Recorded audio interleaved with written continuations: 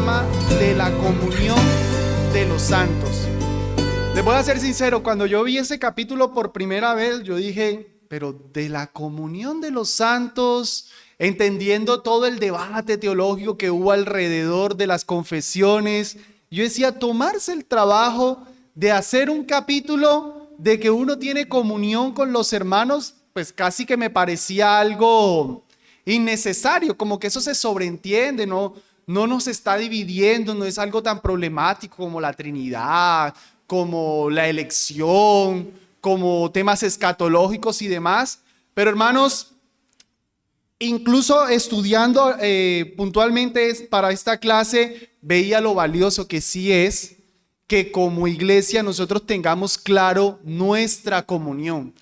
¿Qué es? Hablamos mucho, ay, qué rico la comunión con los hermanos de la iglesia, pero ¿qué es exactamente lo que nosotros debemos esperar de la comunión en hermanos y lo que no deberíamos esperar? De hecho, hermanos, como le tengo ahí en las diapositivas, este tema es tan importante que, por un lado, nos guarda de la apatía.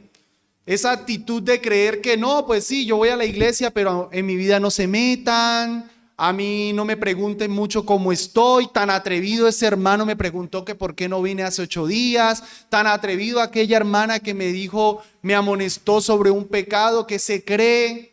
No, nos guarda de la apatía. Por otro lado, nos guarda del abuso de confianza. Ah, no, tenemos comunión unos con otros, entonces lo tuyo me pertenece. Tú no tienes derecho a tener más dinero que yo, tú tienes que darme de tu dinero. Tú, si yo necesito un hogar, sí o sí, tú me tienes que recibir en tu casa. Nos guarda de los abusos de confianza. E incluso, hermanos, nos guarda de la herejía. Un buen entendimiento de la comunión de los santos nos guarda de la herejía. Con esto, mis hermanos, introduzco a que definitivamente es necesario aprender de la comunión de los santos para no caer en la apatía, no caer en el abuso de confianza en la comunión unos con otros, pero incluso no caer en la herejía como se consigna en la confesión. Entonces empecemos viendo el primer párrafo que nos empieza hablando de el fundamento de la comunión. Si hemos de hablar que nosotros tenemos comunión, tenemos que entender con base en qué tenemos comunión. Nuestra confesión empieza diciendo en el párrafo, si tienen sus confesiones, abran el capítulo 27, aunque les voy a tener las sesiones en la pantalla, pero para que ustedes vayan confirmando. Empieza diciendo, párrafo 27, párrafo 1, capítulo 27. Todos los santos que están unidos a Jesucristo, su cabeza, por su espíritu y por la fe, aunque no por ello vengan a ser una persona con él, sigue el párrafo. Pero en esta primera línea, hermanos, se nos está presentando el fundamento para que nosotros podamos hablar de tener comunión unos con otros, y es la unión con Cristo. Hermanos, nosotros no tenemos comunión unos con otros porque vivimos en Barbosa, porque nos caemos bien, sino por la unión que tenemos cada uno con Cristo Jesús. Eso es lo que va a empezar a establecer la confusión para que nosotros entendamos por qué tenemos comunión unos con otros, la unión con Cristo Jesús. Pero hermanos, hay algo que me gustaría que entendiéramos en esta unión con Cristo y son 3 elementos importantes sobre qué es eso de la unión con Cristo. Efesios 1:4 nos habla de una unión electiva. 2 Corintios 5:21 nos habla de una unión redentora o histórica. Y 1 Corintios 1:9 nos habla de una unión experiencial. Todo eso es la unión con Cristo. Pero, a ver, ¿por qué es importante entender estos 3 aspectos de la unión con Cristo? Porque de pronto pudiéramos preguntar, bueno, alguien que no ha creído en Cristo Jesús aún, pero es elegido, porque creemos que Dios tiene elegidos. Pregunta, ¿esa persona ya es salva? No, porque la persona, aunque en la eternidad haya sido elegida, en la experiencia a él todavía no se le ha aplicado lo que ya Cristo hizo. Obviamente esa persona no va a morir así, pero para que me entiendan el punto, hipotéticamente hablando, si muriera, no iría al cielo porque no ha tenido la unión experiencial. Eso es muy hipotético, obviamente que el que el Señor elige, ninguno se va a ir para el infierno. Pero es para que me entiendan ese punto. Es para que me entiendan ese punto. O por ejemplo, hermanos, ¿por qué nuestros pecados de hoy, los que cometeremos mañana, pasado mañana, ya fueron perdonados, ya están perdonados si lo que Cristo hizo fue 2000 años atrás? Porque hubo una unión redentora ahí en el tiempo en donde ya se perdonaron nuestros pecados, en donde ya se efectuó el pago, y es con base en eso en que hoy disfrutamos perdón de pecados, y los pecados que cometeremos mañana seguirán siendo perdonados. De hecho, hay iglesias que enseñan que cuando uno cree, hasta ahí son perdonados todos los pecados. Pero los que cometes después de pecar, no, y eso te hacen perder la salvación. Pero la simple lógica dice, todos mis pecados, los que cometí antes de creer, eran futuros cuando Cristo realizó el pago por esos pecados. ¿Cómo se va a decir entonces que Cristo no paga por los pecados futuros que nosotros tenemos si todos nuestros pecados eran futuros cuando Cristo los realizó? ¿Me entienden el punto? Hermanos, todo eso entonces nos hace necesario entender esos aspectos de la unión con Cristo. Entonces, Efesios 1:4. Vamos a Efesios 1:4. Ahí vamos a poder entender que estábamos unidos en Cristo antes de la fundación del mundo. Dice, bueno, leamos desde el 3. Bendito sea el Dios y Padre de nuestro Señor Jesucristo, que nos bendijo con toda bendición espiritual en los lugares celestiales en Cristo. Noten, bendiciones en Cristo, según nos escogió en Él. ¿En quién es ese Él? En Cristo, antes de la fundación del mundo. O sea que nosotros, antes de que existiéramos, estábamos en Cristo. Una unión electiva, pero una unión antes de la fundación del mundo. Vamos a 2 Corintios 5:21. Ahí vamos a entender entonces la unión redentora, la que es histórica. Texto muy conocido. Dice 2 Corintios 5:21. Al que no conoció pecado, por nosotros lo hizo pecado, para que nosotros fuésemos hechos justicia de Dios en él. Hermanos, en el momento en el que Cristo estaba llevando a cabo la obra salvadora, ahí estábamos nosotros unidos. Ahí estaba Cristo viviendo por nosotros, cumpliendo la ley por nosotros, y ahí estaba Cristo recibiendo el castigo por nosotros, históricamente. Pero todo eso se hace realidad en la unión experiencial. 1 Corintios 1:9. Un hermano o una hermana que lo lea, por favor. 1 Corintios 1:9.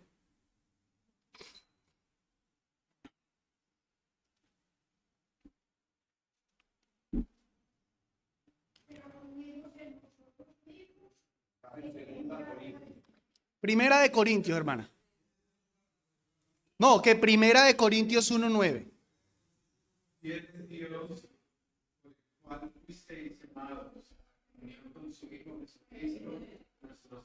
Muy bien. 1 Corintios 1:9. ¿Sí, mi hermana?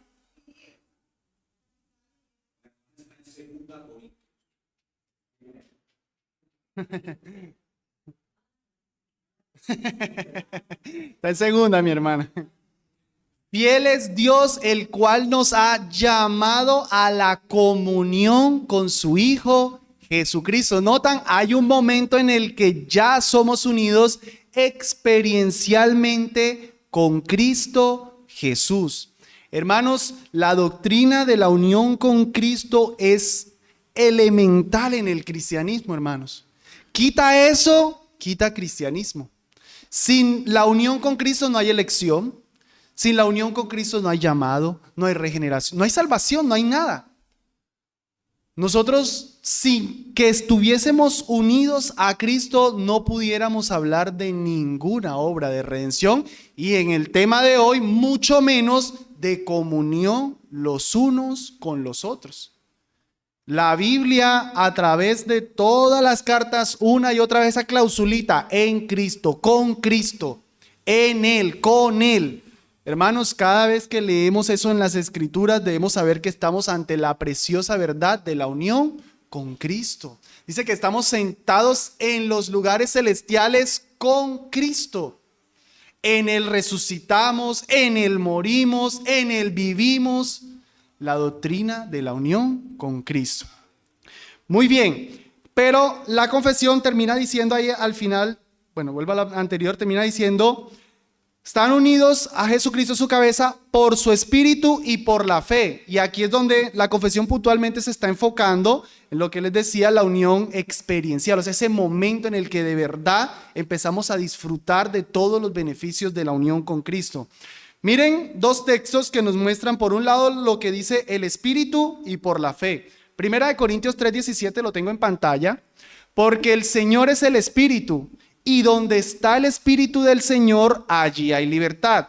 Por tanto, nosotros todos, mirando a cara descubierta como en un espejo la gloria del Señor, somos transformados de gloria en la misma imagen como por el espíritu del Señor. Primera de Corintios 3:17 al 18.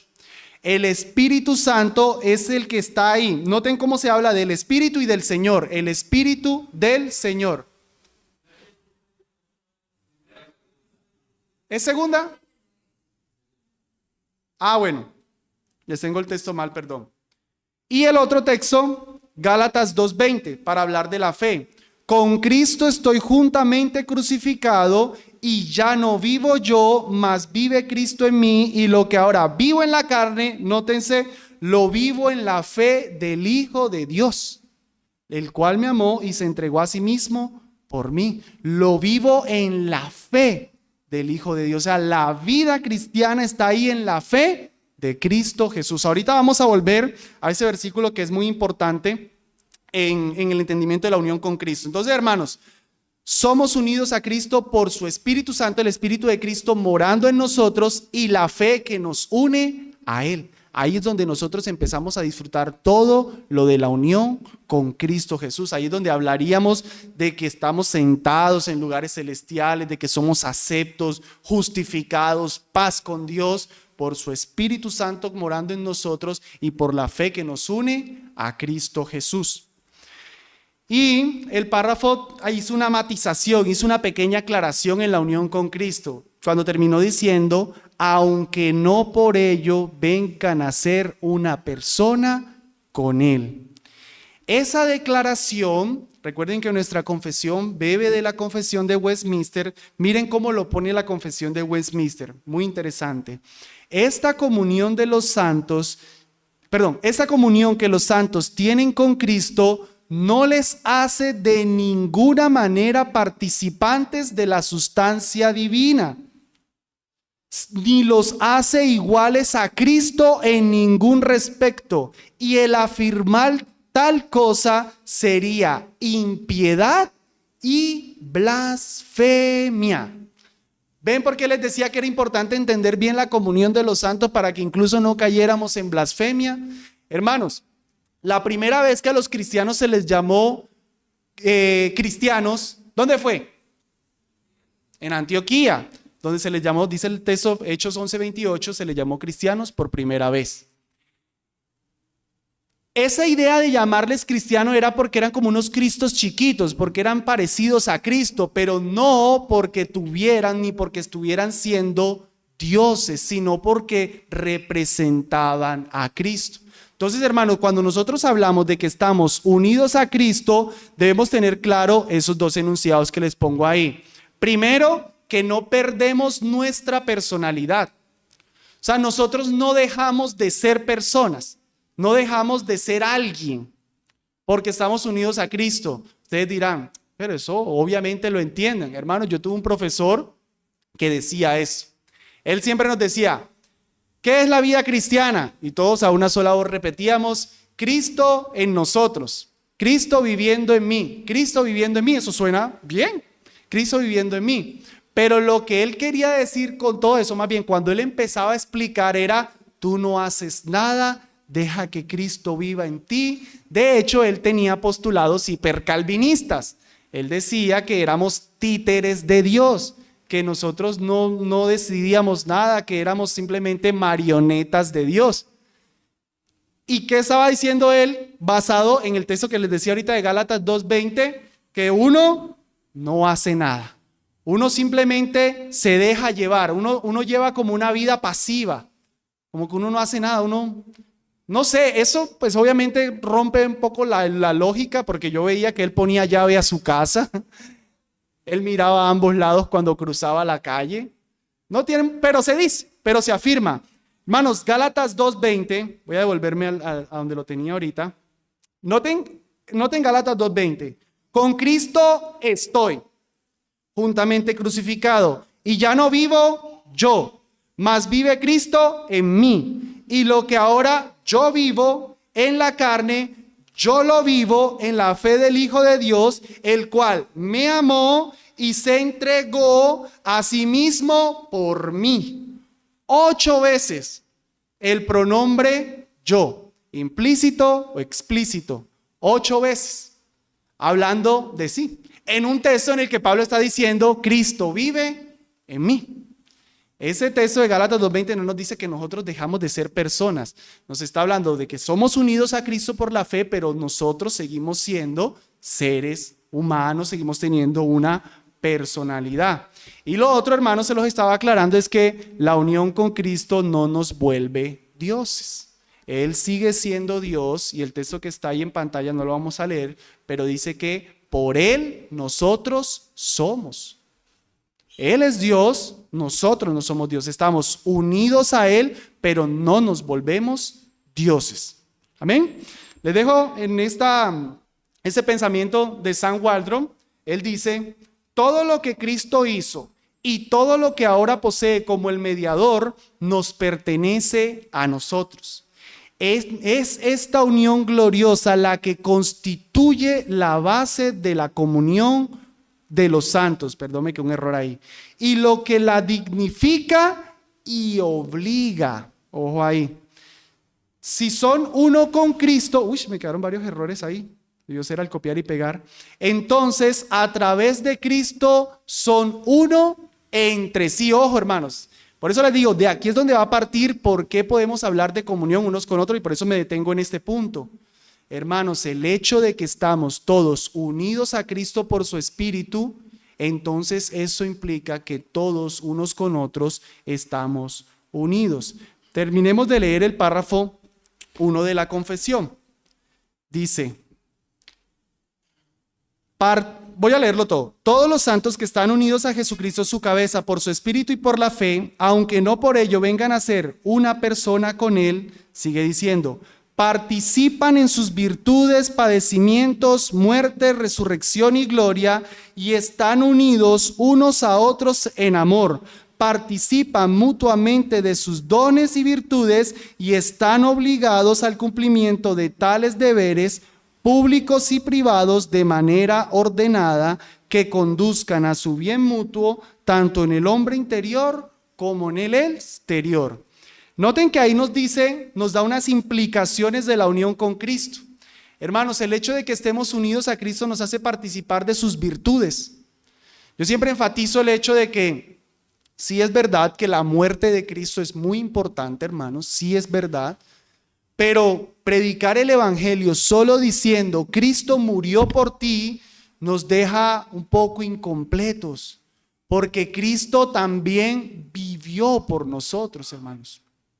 Si Cristo no obedecía la ley, para nosotros no hubiera salvación, porque Dios no estaba demandando solamente la muerte del pecador, sino la obediencia a su voluntad.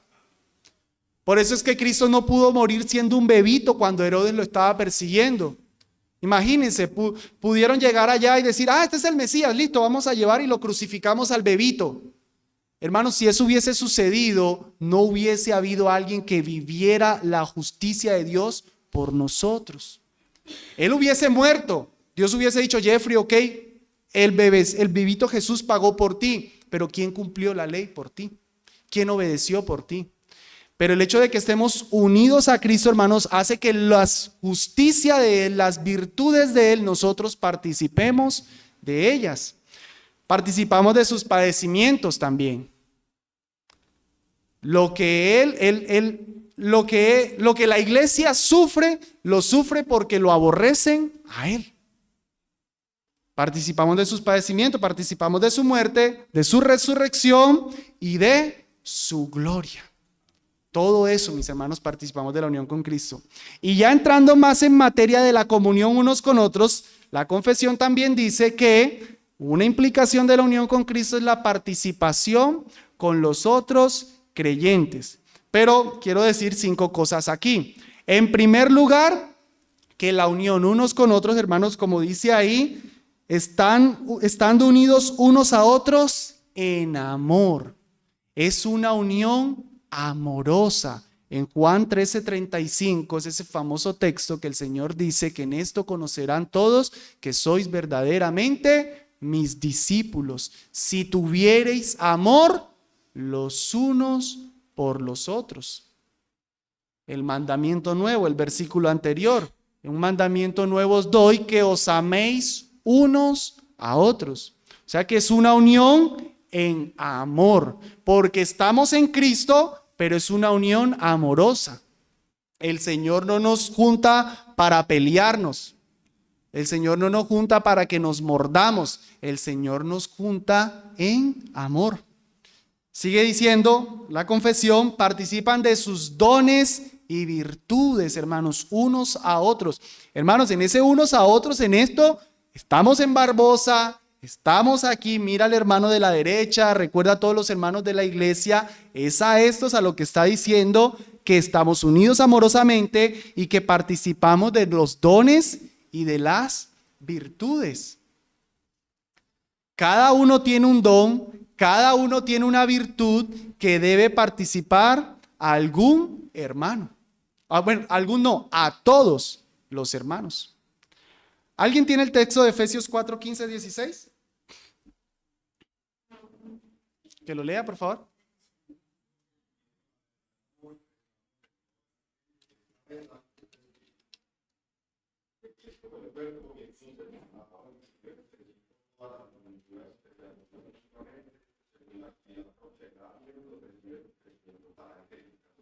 Noten cómo ese versículo a mí me gusta mucho. Las coyunturas, todas las uniones. O sea, muy anatómico ese texto para hablar de cómo nosotros, todos, no el pastor edificando a la iglesia, sino todos, mutuamente, como un cuerpo por las coyunturas y los ligamentos que nos unen, vamos utilizando nuestros dones, vamos utilizando nuestras virtudes para ir edificándonos en amor, porque estamos unidos a Cristo. Tercero que nos nombra importante aquí, hermanos, es que es una obligación. Wow. Primera de Pedro 4:10 dice, cada uno según el don que ha recibido, si gusta, les aconsejo que si tienen buena disposición lo ministren a los demás como buenos administradores. No. Cada uno según el don que ha recibido, mandamiento del Señor, ministrelo a los demás. Hermanos, si uno tiene el don de la enseñanza, cuando uno enseña a la iglesia, uno no está haciendo un favor, uno no está siendo muy caritativo, uno está obedeciendo al Señor que dice, el don que tienes, ministralo. Cuando uno tiene el don de presidir y uno en una actividad de la iglesia la lidera, ayuda, uno no está haciendo más allá de lo que le toca. Tienes un don, estás obedeciendo el mandamiento, ministralo a los demás como buenos administradores de Jesucristo. El que tiene el don de dar y apoya la obra del ministerio está cumpliendo con el mandamiento de ministrar el don que el Señor le da. Y así sucesivamente, hermanos. Es una obligación. No le estamos haciendo un favor a Dios. Mejor. No le estamos haciendo un favor a Dios. No, estamos obedeciendo lo que Él nos da un don, ministrarlo a los demás. Porque hay una comunión. Habla también de deberes, la confesión habla también de deberes públicos y privados. Sinceramente la cláusula no la entiendo del todo, pero o por lo menos no se da un sustento bíblico que pueda entender bien a lo que se refiere, pero creo que se refiere, hermanos, a aquellas actividades de la comunión que son públicas, porque más adelante ahorita la confesión nos va a hablar de el deber que tenemos de congregarnos para edificarnos todos públicamente al amor y a las buenas obras, como también esas amonestaciones privadas, esas cuestiones que no son del conocimiento de toda la iglesia, pero que yo estoy haciendo en pro de mi hermano. Hay unas que se harán como lo que yo estoy haciendo ahorita, es un servicio público, pero tal vez habrá un hermano que visita a otro y le da un discipulado y ninguno se enteró de que ese hermano privadamente estaba edificando al otro. Y lo último que nos destaca este párrafo es por el bien del hombre interior y exterior, o sea, nuestra comunión, hermanos. Ponemos nuestros dones al servicio, nos preocupamos por nuestros hermanos buscando el bien mutuo, no el mío solo. ¿Ven cómo esta doctrina de la comunión de los santos, hermanos, esta enseñanza está atacando ese individualismo propio de nuestra época? Busco lo mío solo, lo que a mí me convenga. Si la iglesia no me funciona a mí, yo me salgo de ahí, pero no estoy pensando en cómo yo funciono para los demás. El bien mutuo del hombre interior y del hombre exterior, porque ahorita desde ya nos va declarando algo, ahorita lo vamos a entender mejor, que es, el hombre interior es todo lo espiritual, el hombre exterior es lo material.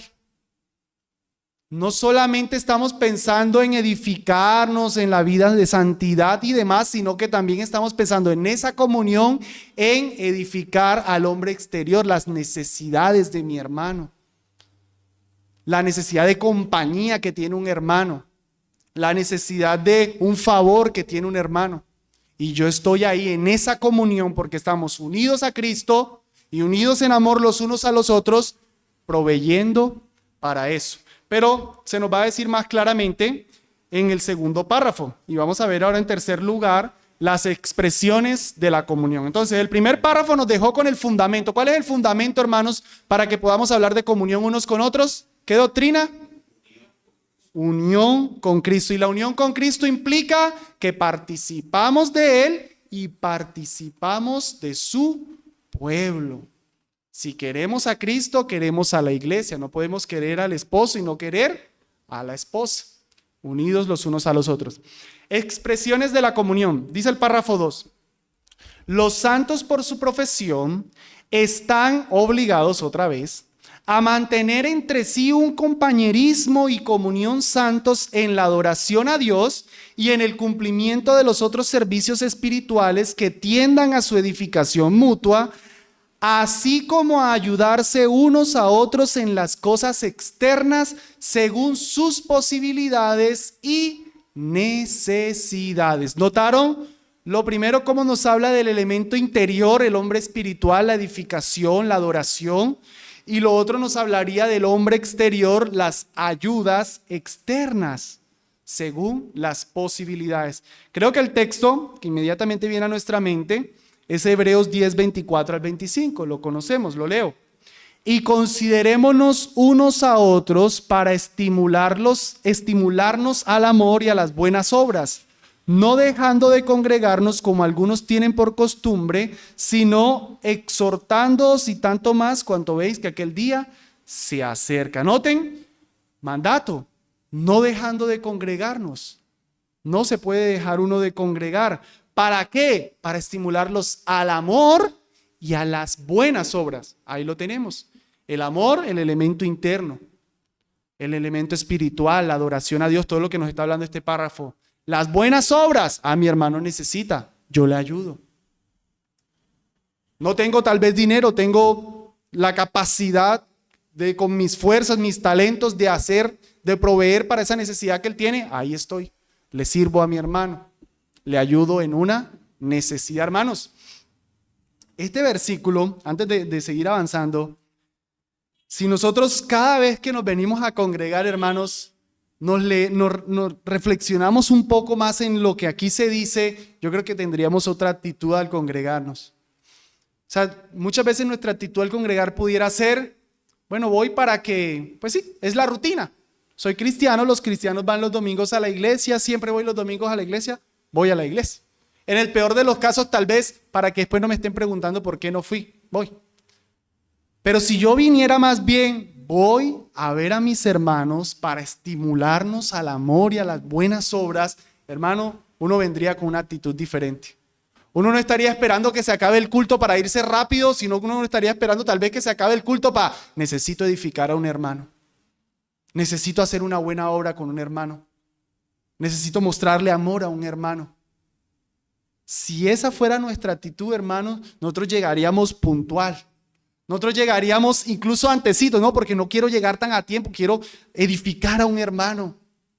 Quiero hacer una buena obra con un hermano. Pero cuando uno no piensa así, uno tal vez viene pensando, bueno, me pierdo un himno y ya. Lo importante es la predicación y ya. Escucho el sermón y me voy y ya. No, hermanos. Edificarnos al amor y a las buenas obras. Esa es la actitud con la que nosotros deberíamos venir, pensando en comunión a la iglesia. Obviamente la adoración a Dios, pero pensando en comunión a la iglesia. A edificar a un hermano, a amar a un hermano. Este párrafo, hermanos, nos da unas implicaciones, nos da unas enseñanzas que quiero precisar. Se precisa de la membresía eclesiástica. Y aquí nos ponemos un poco más específicos. Hermanos, este párrafo, o más bien, la Biblia, en esto de la comunión unos con otros, de edificarnos, hermanos, requiere una iglesia específica en la que uno sea miembro, porque si no conozco, si no pertenezco a una iglesia, yo no puedo disfrutar de la comunión de los santos, no puedo poner mis dones al servicio. Algunas mentiras posmodernas que atacan a esta enseñanza de la comunión con los santos serían las que están ahí. Adorar a Dios yo solito. ¿Y cuál es el texto que sale ahí a colación siempre? Yo me quedo en mi casa y adoro allá. ¿Cuál es? Ajá, donde están 2 o 3 reunidos, ahí estoy yo en medio de ellos, torciendo las escrituras. Creo que es de los textos que más enfatizan la iglesia reunida para fragmentar la iglesia y decir que yo solito allá con mi esposa en la casa, 2 o 3 reunidos, ahí hay una iglesia, ahí está Cristo. Eso es una mentira. La comunión con los santos no la puedo vivir yo solito adorando a Dios en mi casa. Hace poquito me encontré a alguien que venía aquí, ya definitivamente dejó de venir, y inmediatamente le dije, estás mal con el Señor. ¿Por qué lo dice? Yo le dije, porque no estás en la iglesia, o estás en alguna otra. No, yo oro solita en mi casa, yo leo mi Biblia. Yo, estás mal con el Señor, porque estás menospreciando la iglesia. ¿Cómo es posible que, sí, muy espiritual, definitivamente espiritual leer la Biblia, definitivamente, pero a expensas de la iglesia? Quitando la iglesia, yo solito allá, yo adoro a Dios allá solito. No, hermanos, se precisa la comunión de los santos para edificarnos unos a otros. Esa otra mentira, no ofrendo a la iglesia, sino que ofrendo a los pobres. Yo en vez de dar mi dinero allá en la iglesia, yo mejor cojo un mercadito y se lo doy específicamente a alguien que está por ahí debajo de un puente. Error. La comunión de los santos que veíamos ahorita, necesidades materiales de los hermanos de la iglesia y el dinero para la obra de la iglesia en la que yo conozco para que mi iglesia siga creciendo. Listo, se le quiere dar al debajo del puente, bien, pero nunca no lo doy a la iglesia para darlo allá. Eso ataca la comunión de los santos. No debo asistir en el mismo lugar. De los cristianos nómadas. Un domingo en una iglesia, otro domingo en otra iglesia, otro domingo en otra iglesia, y no se comprometen con ninguna. Eso es un error. No se disfruta la comunión. Ahorita vamos a ver más de que debe ser específicamente con unos en particular en la iglesia local. Y la última, esta la he escuchado mucho, Dios no es un Dios de compromisos. Eso como que tomarse la iglesia local en serio, eso que incluso ustedes hacen de un pacto, eso no. Nada, esos compromisos, esa formalidad, esas cosas en serio, no. Y cristianos que no se comprometen con la iglesia. Eso es un error, hermanos, porque el párrafo empieza diciendo los santos por su profesión. Yo tengo que saber quiénes son santos. Los que profesan, pero el que viene el domingo se va, viene otro domingo, se va a los 6 meses. ¿Cómo sé yo que es un santo? ¿Cómo sé que tengo comunión con él? ¿Cómo puedo ayudarle? ¿Cómo puedo edificarle si no está comprometido con la iglesia local? Hermanos, la membresía de la iglesia es necesaria en nuestra discusión para la edificación espiritual mutua, ya lo vimos, Hebreos 10, 24 al 25, pero vamos ahora a Gálatas 6, 10. Voy a pedirle a un hermano que lea Gálatas 6, 10.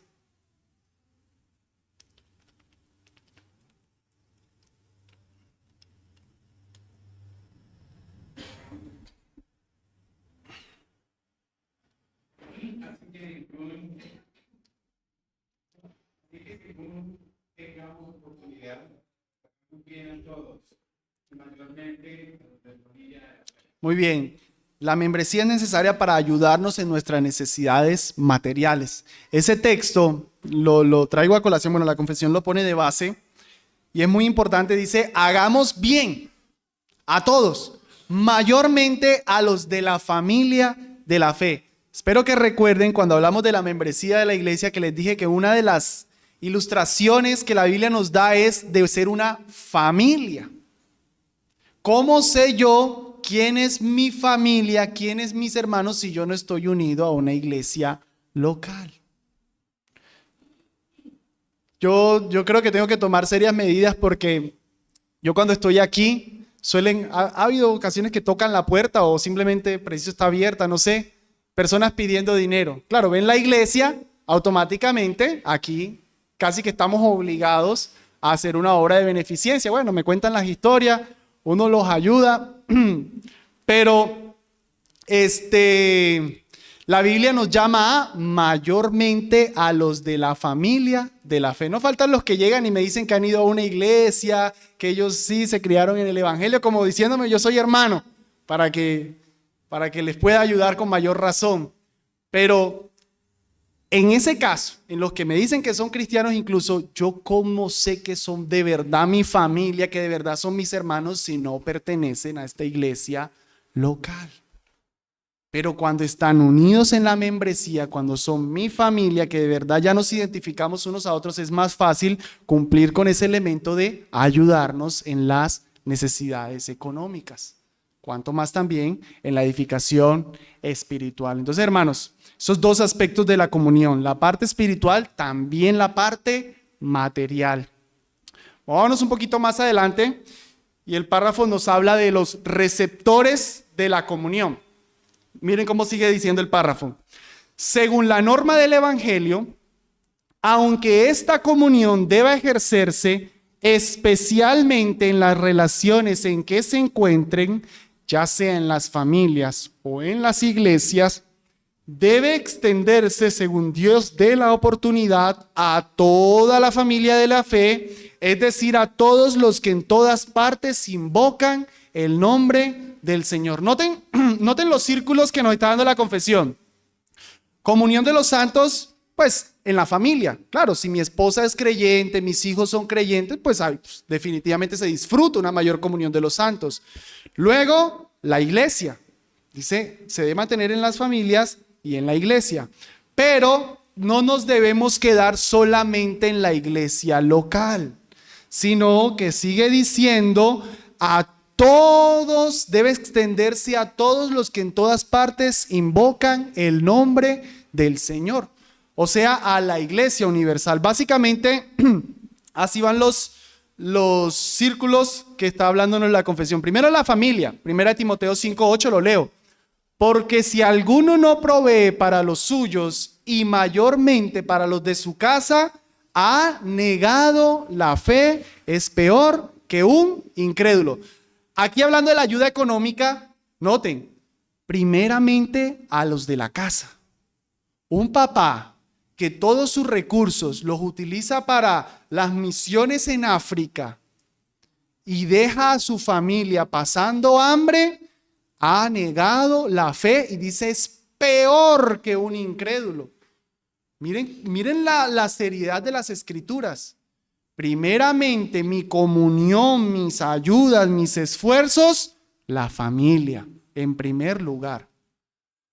De nada me vale coger todo mi sueldo para las misiones por allá más allá del mundo si en mi casa están pasando hambre.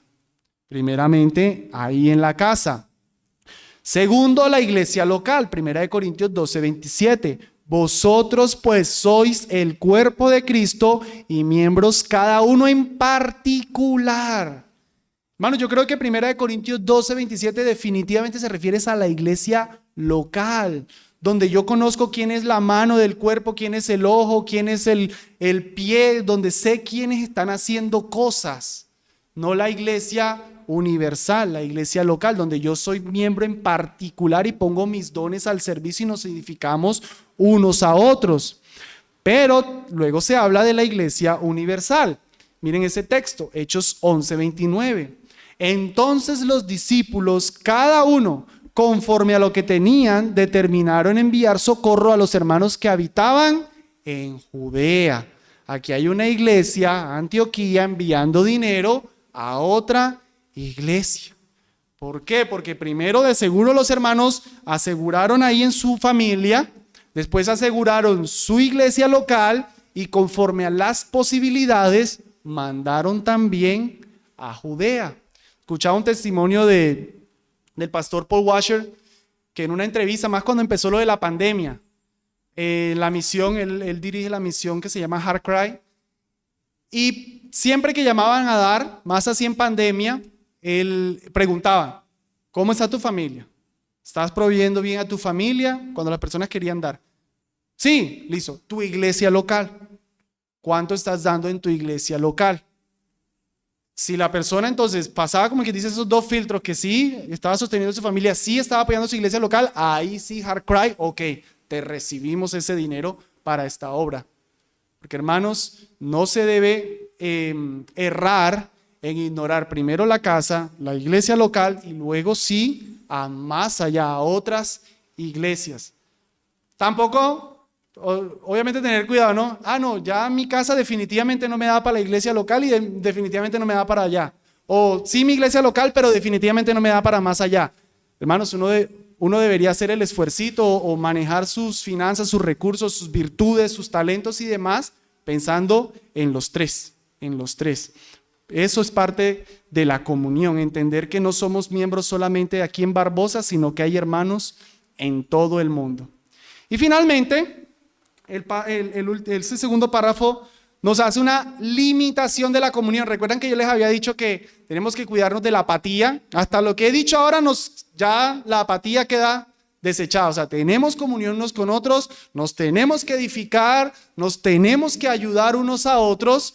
Definitivamente, pongámoslo en esos términos, nos metemos en el rancho, unos con otros nos preguntamos cómo estamos.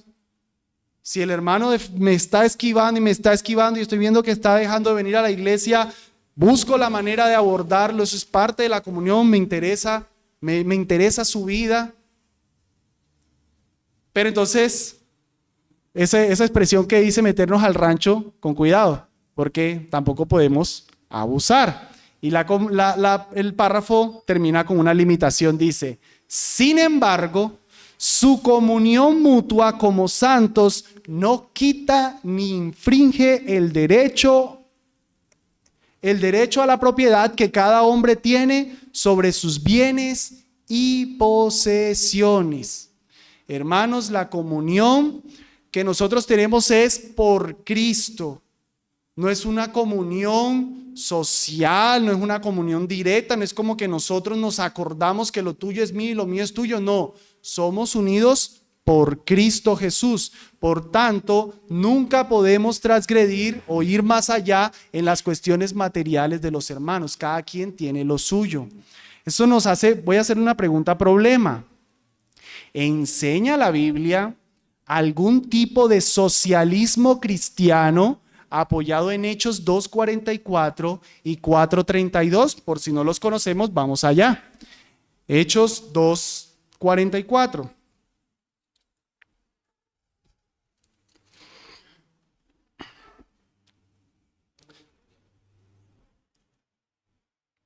Dice, todos los que habían creído estaban juntos y tenían en común todas las cosas. Eso suena un poquitico a comunismo, socialismo, tener todos en común. Capítulo 4, versículo 32. Es más importante. Y la multitud de los que habían creído era de un corazón y un alma, y ninguno decía ser suyo propio nada de lo que poseía, sino que tenían todas las cosas en común. Noten, y sabemos lo que estaba sucediendo. Los hermanos vendían las propiedades y las traían a los apóstoles y a nadie le faltaba. Estos versículos son utilizados para decir que la Biblia apoya el socialismo, el comunismo. Todos debemos tener las mismas cosas, no deben haber ricos, los ricos deben vender lo suyo para sostener a los pobres y que todos estemos en el mismo rango social, fuera los empresarios y demás. ¿Apoya? Parece que sí con estos versículos. Hermanos, no. La Biblia no apoya el socialismo. Y definitivamente estos textos no pueden comprobarlo, no pueden ratificarlo. ¿Por qué?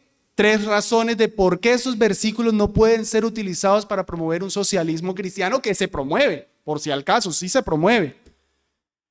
Esta práctica no fue mandada por Dios. Regla hermenéutica: Hechos es descriptivo, no prescriptivo. En otros términos, Hechos narra una historia, Hechos nos está mandando a hacer todo lo que ahí dice. Ellos vendieron las casas, se las dieron todo. Bueno, muy bonito, chévere lo que hicieron, hasta ahí. Eso fue lo que ellos hicieron. Jacob tuvo 4 mujeres, ninguno de nosotros puede salir a buscar 4 mujeres porque Jacob tuvo 4. No, está contando lo que Jacob hizo. No nos está diciendo hagan eso. Es una narración. No sé por qué o de cuándo acá las narraciones se vuelven mandatos. No, es narrativo. Hermano Jeffrey, pero es que era el evangelio empezando y era, mira, es muy bonito y el Señor lo deja en su palabra. Sí, pero el Señor ni está aprobándolo ni siquiera, ni lo está condenando. Lo está describiendo. Eso es lo que ellos hacían. Muy bonito y todo, pero no se manda. Segundo, los apóstoles reconocían el derecho a la propiedad privada. Miren ahí mismo, en el último, seguida la narración no ha cambiado. Todos vendían lo suyo, lo daban cada uno. Llega el hermano Bernabé, vende una propiedad, la trae completica a los pies de los apóstoles. Bien, capítulo 5, vamos a leer el capítulo 5, desde el versículo 1, perdón. Pero cierto hombre llamado Ananías, con Zafira su mujer, vendió su heredad y sustrajo del precio, sabiéndolo también su mujer, y trayendo solo una parte la puso a los pies de los apóstoles. La vendieron en 10 millones de pesos. Cogieron 1 millón, calladitos, y fueron, tomen, la vendimos en 9. Qué buenos cristianos somos. Tomen todo lo que vendimos. Y dijo Pedro a Ananías: ¿por qué llenó Satanás a tu corazón para que mintieses al Espíritu Santo y sustrajeses del precio de la heredad? Miren, aquí viene la clave. Reteniéndola, ¿no se te quedaba a ti? Y vendida, ¿no estaba en tu poder? ¿Por qué pusiste eso en tu corazón? No has mentido a los hombres, sino a Dios. ¿Notan cómo Pedro le dice? En otros términos, Pedro le está diciendo, si te la querías quedar, tranquilo, era tuya. Si la vendiste en 10 millones y querías quedarte con los 10 millones, tranquilo, eran tuyos. O si querías darnos 9 y quedarte con 1 millón, está bien, no pasa nada, es tu propiedad. ¿Dónde estuvo el pecado de Ananías y Zafira? En aparentar generosidad, en mentir. Eso fue el problema ahí. El problema no fue ni que no practicaron el socialismo. No, el problema fue que mintieron. Pero Pedro le dice, era tu propiedad. La propiedad privada es derecho tuyo, no tienes que dárnosla, no es de todos. Tienes derecho a tener tu propia casa. Y si hay hermanos que no tienen casa y tú tienes una casa, está bien, tú tienes la tuya. No tenías que hacer eso. Eso es lo que Pedro le dice. Entonces noten cómo los apóstoles reconocen el derecho a la propiedad privada. Y tercero, hermanos, no les funcionó muy bien, así como el socialismo no funciona. Hechos 6:1. Sigue la misma historia, el mismo contexto. En aquellos días, como creciera el número de los discípulos, hubo murmuración de los griegos contra los hebreos de que las viudas de aquellos eran desatendidas en la distribución diaria. Ahí empezó el problema. Unas personas empezaron a recibir más, otras personas no empezaron o dejaron de recibir. Empezó a haber problemas con esta práctica. Hechos 11:29 lo leímos ahorita. ¿Dónde se estaban vendiendo todas las casas? En Jerusalén, en Judea, allá. Miren Hechos 11:29. Entonces los discípulos en Antioquía, otro lugar, cada uno conforme a lo que tenía, determinaron enviar socorro a los hermanos que habitaban en Judea. ¿Por qué creen, hermanos, que tuvieron que mandar plata a Judea? Porque les fracasó el socialismo, hermanos. Si los ricos venden todo lo que tienen y lo dan a los pobres, ese dinero se va a acabar y luego los ricos no van a tener para darle más a los pobres. Eso fue lo que les ocurrió. Los hermanos que tenían vendieron sus propiedades, las dieron y luego no tenían con qué vivir. Entonces los que eran ricos se volvieron pobres como los otros pobres. Y los hermanos de Antioquía tuvieron que mandar plata. En Romanos 15:26 también está la misma situación, mandando plata para las iglesias que no les funcionó el sistema comunista, socialista. Dice Romanos 15, leamos desde el 25. Mas ahora voy a Jerusalén para ministrar a los santos. Va a Jerusalén. Porque Macedonia y Acaya tuvieron a bien hacer una ofrenda para los pobres que hay entre los santos que están en Jerusalén. Se quedaron sin dinero. Tuvieron que otras iglesias mandar para proveerle para las necesidades. Entonces, mis hermanos, definitivamente esos textos no pueden apoyar el socialismo porque uno, no es un mandato del Señor. Dos, los apóstoles sí reconocían la propiedad privada. Y tres, no les funcionó bien. Fracasaron. Sin embargo, una declaración equilibrada. Una declaración equilibrada. Vamos a 2 Corintios 8:13.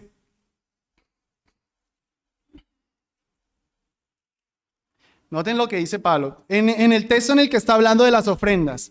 Porque no digo esto, 2 Corintios 8:13. Porque no digo esto para que haya para otros holgura y para otros estrechez, sino para que en este tiempo, con igualdad, la abundancia vuestra supla la escasez de ellos, para que también la abundancia de ellos supla la necesidad vuestra, para que haya igualdad. Como está escrito, el que recogió mucho no tuvo más y el que poco no tuvo menos. Pareciera también socialismo, pero no, hermano. Lo que Pablo simplemente está describiendo es el correcto principio de que pues, los que tienen más traten de ayudar a los que tienen menos.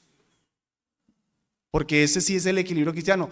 Un hermano que tiene más en todos los sentidos, dinero, dones, virtudes, trate de ayudar al que no tiene tanto para que haya algo de igualdad, pero nunca está diciendo que el hermano que tiene más no tiene derecho a tener más. Nunca. Porque la Biblia, hermanos, por el contrario, y ese último versículo que está ahí abajo es el de Juan, 1 Juan 3:7, donde dice que si alguno ve a su hermano, alguno que tiene bienes de este mundo, ve a su hermano padecer necesidad y no le da, ¿cómo habita el amor de Dios en él? Lo que sí hacemos como cristianos es que cuando tenemos, ayudamos al hermano que está en necesidad. Pero hermanos, nunca es socialismo, nunca es comunismo cristiano. Eso no. Un hermano, por decir algo, y definitivamente espero que nunca suceda esta ilustración, yo creo que no, pero un hermano que tiene mucho dinero y hace una boda en la que puede gastarse 25 millones de pesos. Y otro hermano que no tiene mucho dinero hace una boda más sencillita en la que se gasta 5 millones de pesos. ¿Tiene que el hermano de 25 millones de pesos reducir su presupuesto a la mitad para que ambos tengan una boda de, qué sé yo, 15 millones de pesos? No. Pero el cristianismo sí promovería al hermano que tiene para la boda de 25 que tal vez haga una de 20 o de 23, qué sé yo, para que el hermano que tiene menos pudiera tener una boda más bonita. Un ejemplo definitivamente hipotético. No estoy diciendo que de aquí en adelante un hermano tiene que estar pendiente cuando otro se va a casar y bajar su presupuesto. No, definitivamente es un ejemplo muy hipotético. Si el hermano de 25 mira al de 5 y dice, ni modo que tengan sus vacaciones en charco porque no les voy a dar, bueno, eso sería falta de esta comunión de la que hemos hablado. Se esperaría que el hermano, viendo las necesidades del otro, sacrificara un poquito para que el otro disfrutara también, porque él tiene abundancia. Pero nunca, yo no puedo disfrutar una buena boda, una boda muy pomposa, porque todos tienen que tener la misma boda que yo. No, no es eso lo que la comunión implica. Ya, hermanos, finalmente, la Biblia entonces apoya el derecho a la propiedad privada. Y ahí son los mandatos de no robar. No robarás, Éxodo 20:15. No codiciarás nada de tu prójimo. No tenemos que estar codiciando lo que otro tiene más que nosotros. El Señor le dio más. No lo debemos codiciar. No se lo debemos buscar la manera por las leyes de quitárselo. Eso es robar, expropiar, eso es robar. Y Efesios 4:28, el que hurtaba, no hurte más, sino trabaje haciendo con sus manos lo que es bueno para que tenga que compartir con el que tiene necesidad. ¿Notan el diseño bíblico? Trabajas para tener con qué compartir. No trabajas para que el que no hace nada tenga igual que tú. No. Finalmente, como conclusiones, hermanos, están ahí. El fundamento de nuestra comunión, unos con otros, ¿cuál es? La unión con Cristo, hermanos. Piensa, si tú estás unido a Cristo, estás unido a otros creyentes, porque la unión con Cristo implica una participación con Él, eso lo queremos todos, pero implica también una participación con su pueblo. La comunión requiere la membresía oficial de una iglesia en la cual nos edificamos y ayudamos materialmente. Las dos cosas.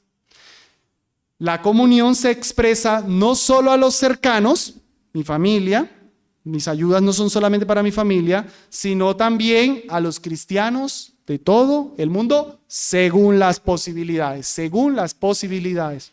Y finalmente, la comunión de los santos no cancela el derecho a la propiedad privada. Definitivamente no promueve el socialismo, mucho menos socialismo cristiano. Vamos a orar, hermanos. Dios bendito, te alabamos y te damos gracias por dejarnos este capítulo en la confesión, por haber llevado a esos hermanos ungidos por tu Espíritu Santo, con mentes muy brillantes, unos hombres diligentes en las Escrituras, que escribieron este documento, el cual nos ayuda, Dios, a admirar las maravillas de tu ley. Es un libro que vuelve nuestros ojos a ti, que vuelve nuestros ojos a tu palabra y que nos ayuda a entender lo que tú dices, Dios, de la comunión que tenemos los unos con los otros. Bendícenos con esta enseñanza, Dios, te lo rogamos en nombre de Jesús. Amén. ¿Preguntas, hermanos?